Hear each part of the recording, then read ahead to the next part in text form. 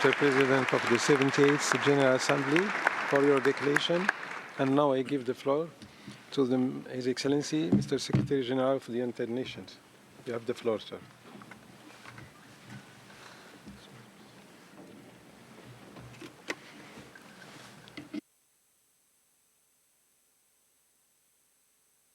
Mr. President of the General Assembly, Mr. President of the Human Rights Council, Excellencies, ladies and gentlemen.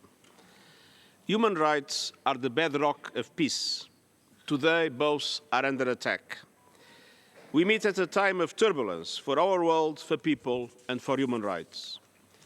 First and foremost, conflicts are taking a terrible toll as parties to war trample on human rights and humanitarian law. At the local level and online, many communities are riven with violent rhetoric, discrimination, and hate speech. Add to that an information war, a war on the poor, and a war on nature. All these battles have one thing in common: they are a war on fundamental human rights. And in every case, the path to peace begins with full respect for all human rights, civil, cultural, economic, political, and social, and without double standards. Because building a culture of human rights is building a world at peace.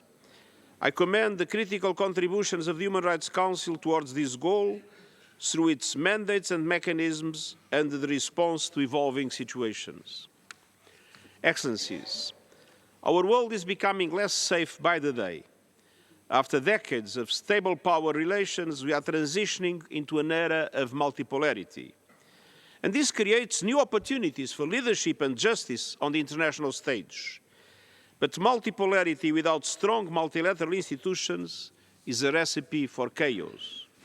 As powers compete, tensions rise. The rule of law and rules of war are being undermined.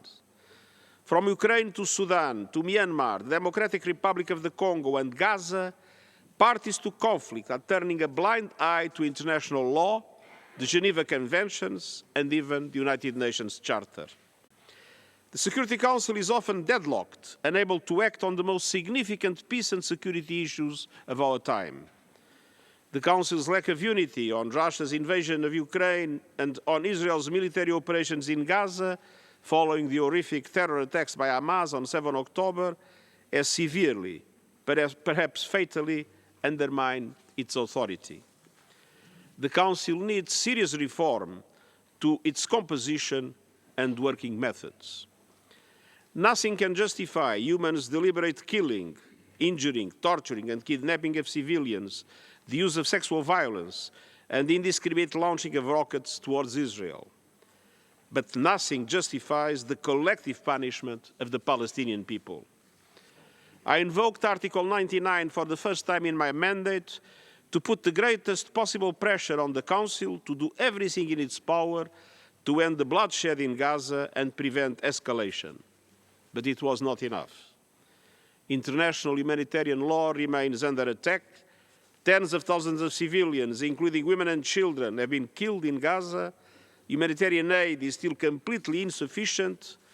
Rafah is the core of the humanitarian aid operation, and UNRWA is the backbone of that effort. An all-out Israeli offensive on the city would not only be terrifying for more than 1 million Palestinian civilians sheltering there, it would put the final nail in the coffin of our aid programs. I repeat my call for a humanitarian ceasefire and the immediate and unconditional release of all hostages. Excellencies, around the world, violence is increasing and conflict-related human rights violations are spreading. International human rights and humanitarian law are clear. All parties must distinguish between civilians and combatants at all times. Attacks on civilians or protected infrastructure, including schools and hospitals, are prohibited. Indiscriminate attacks are prohibited. Attacks where the likelihood of civilian death is disproportionate to the probable military advantage are prohibited. Forced displacement is prohibited. The taking and holding of hostages is prohibited. The use of civilian human shields is prohibited. Collective punishment is prohibited. The use of sexual violence as a weapon of war is prohibited, and violations by one party do not absolve the other from compliance. We cannot, we must not, become numb to appalling and repeated violations of international humanitarian and human rights law. All allegations of serious violations and abuses demand urgent investigation and accountability. And we are determined to take such action in relation to allegations against our own staff. Excellencies, the Geneva Conventions, which require the protection of civilians and the humane treatment of people in enemy hands, were not the result of an outbreak of global goodwill. These treaties were agreed because they protect everyone. Around the world, warring parties claim exemptions, asserting that certain people or situations are uniquely dangerous. But flouting international law only feeds insecurity and results in more bloodshed. Human rights conventions and humanitarian law are based on cold, hard reality. They recognize that terrorizing civilians and depriving them of food, water, and health care is a recipe for endless anger, alienation, extremism, and conflict. Today's warmongers cannot erase the clear lesson of the past. Protecting human rights protects us all. We urgently need a new commitment to all human rights, civil, cultural, economic, political, and social, as they apply to peace and security, backed by serious efforts at implementation and accountability. And states have the primary responsibility to protect and promote human rights. To support states in meeting their obligations, I'm launching a system-wide United Nations agenda for protection together with the High Commissioner for Human Rights. Under the agenda, the United Nations, across the full spectrum of our work, will act as one to prevent human rights violations and to identify and respond to them when they take place. That is the protection pledge of all United Nations bodies to do their utmost to protect people. Excellencies, around the world, governments must step up and commit to working for peace and security rooted in human rights. The Summit of the Future in September is our opportunity for such a recommitment. The new agenda for peace to be discussed at the summit applies a human rights lens to preventing and ending violence in all its forms. Building on our call to action for human rights, it urges an end to reflexive responses to violence, underscoring the need for strategic, comprehensive approaches that address root causes. Successful peace processes, from Colombia to Northern Ireland, demonstrate that the full spectrum of human rights is indispensable to building peace. The new agenda for peace recognizes that security policies that ignore human rights can divide communities, exacerbate inequalities, and drive people towards extremism. It calls for all military engagement to respect human rights and humanitarian law and to be backed by political and development strategies. It urges security policies centered on people with the full and equal participation of women and the strong representation of young people. It calls for human rights to be at the heart of the governance of new weapons technologies, including artificial intelligence, and seeks the total prohibition of lethal autonomous weapons with the power to kill without human involvement. It affirms that human rights and humanitarian law apply in cyberspace, and it calls for much closer cooperation between the UN's human rights frameworks, the Security Council and the Peacebuilding Commission to address violations and put human rights at the core of peace operations. Excellencies, the new agenda for peace also addresses the links between human rights violations and violence at community level.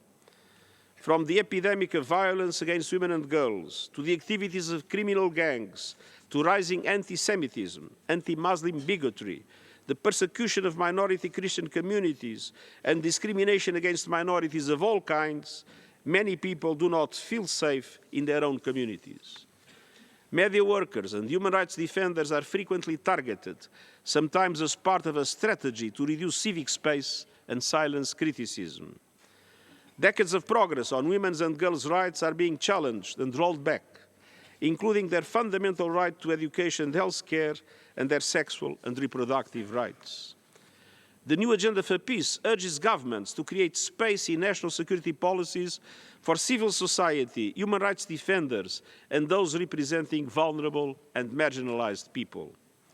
Freedom of the media, freedom of expression, and an open, inclusive civic space are essential to peaceful, democratic societies.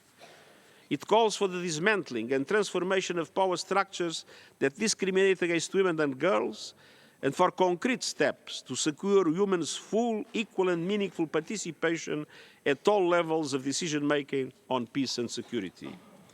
And it presses for young people to be included as participants in decision-making on peace and security events. We are also setting our ways to tackle online abuses of human rights and support people's rights to connectivity and privacy online through our forthcoming Code of Conduct for Information Integrity and the Global Digital Compact. Peaceful communities require an open, secure, accessible digital public space that supports human rights and freedoms.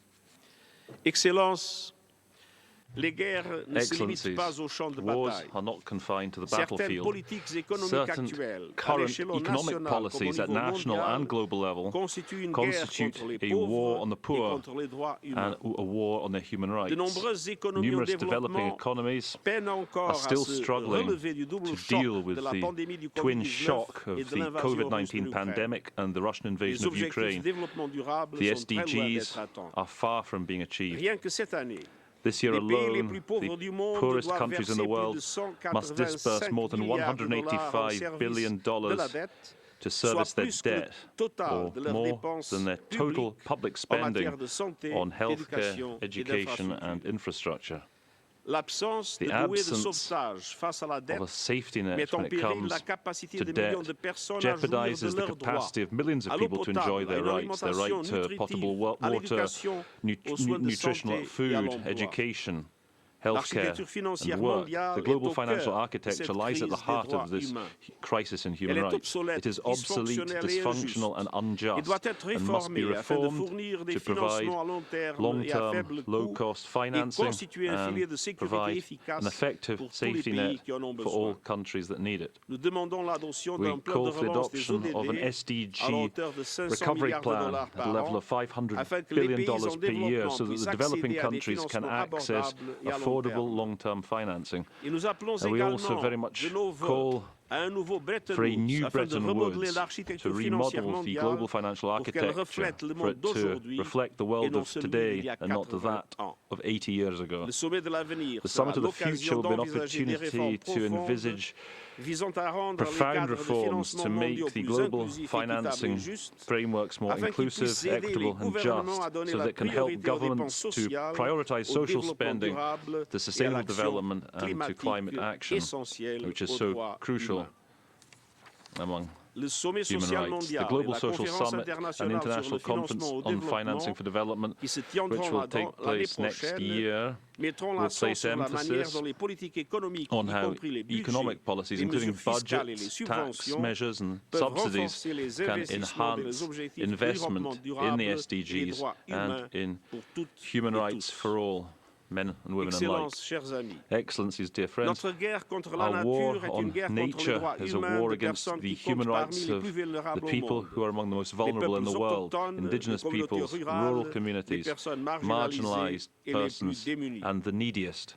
Les crises qui frappent notre The planète, le crises changement climatique, afflicting our la perte planet, de including climate biodiversité et la change, loss of pollution, diversity and portent toutes en pollution, elles la même injustice carry within them profonde. the same Ce sont les personnes profound qui ont le moins injustice. contribué It is à the ces people who crises least qui contributed en to paient these le plus crises fort et who are subissent de bearing the plein brunt fouet l'aggravation de and who la are paying the faim highest et de la price when it famine, comes to la aggravating dégradation des hunger, terres, famine, le degradation of lands, of soil, déplacement forcé, la forced contamination des displacement, sources d'eau contamination ou of les water décès sources prématurés. or premature La death. reconnaissance du droit à un Recognizing environnement the right propre, to sain a et clean, durable healthy, par le sustainable Conseil des droits de l'homme environment en by the Human Rights 2021 Council in et par 2021 and by l'Assemblée the générale General en Assembly in 2022 2022 montre que les temps shows changent. that the times are La changing. justice Environmental environnementale et la justice, justice climate climatique justice sont des cris are de ralliement rallying en faveur d'un calls traitement équitable for et éthique ethical, du equitable principe de treatment, for the responsabilité principle et des droits of humains. responsibility La under justice human rights. climatique Climate justice exige que les pays means du that the G20 G20 countries montrent la voie dans l'élimination should show the way progressive des when it combustibles comes fossiles. to the progressive Elle elimination of exige que fossil toutes les fuels. contributions It déterminées means au that niveau all national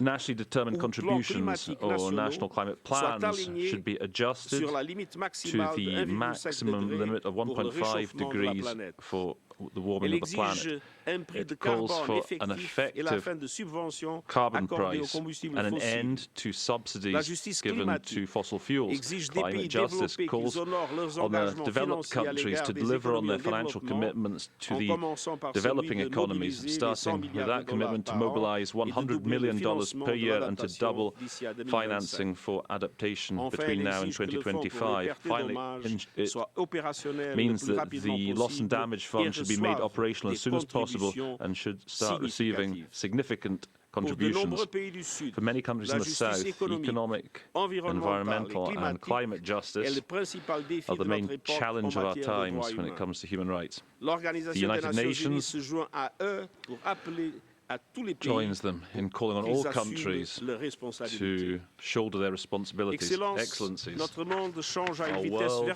vertigineuse. changing at a La dizzying speed. multiplication des The conflits multiplication provoque des of souffrances provoque des conflicts souffrances sans are leading to précédent, unprecedented mais les suffering, droits humains sont but une human constante. rights are a constant. Ils donnent de la cohérence They à notre quête give de solutions. cohesion to our Et ils sont quest for fondamentaux solutions. They are pour nos fundamental for espoirs our d'un monde hopes en paix. for a world in peace. Il y a 4 ans, 4 years ago, the l'Organisation United des Nations Nations Unies a célébré son celebrated 75e its anniversaire en 75th lançant une enquête anniversary mondiale. by launching a global Les citoyens survey. du monde The entier ont citizens of the déclaré whole world à une écrasante majorité declared by a qu'ils vast souhaitaient majority que that les they dirigeants wanted mondiaux global accordent la leaders priorité aux to droits humains prioritize et qu'ils les respectent. human rights and Cet to appel a été respect them. repris lors de la This célébration call du was 75e echoed during anniversaire celebrations de of la the Déclaration 75th universelle des droits de l'homme anniversary en of the décembre Universal dernier. Declaration on Human Rights in Cette année, December.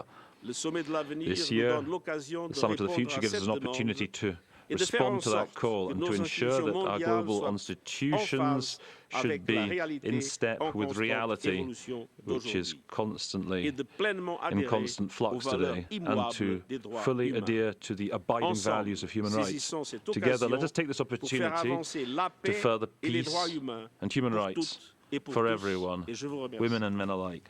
I thank Je you. remercie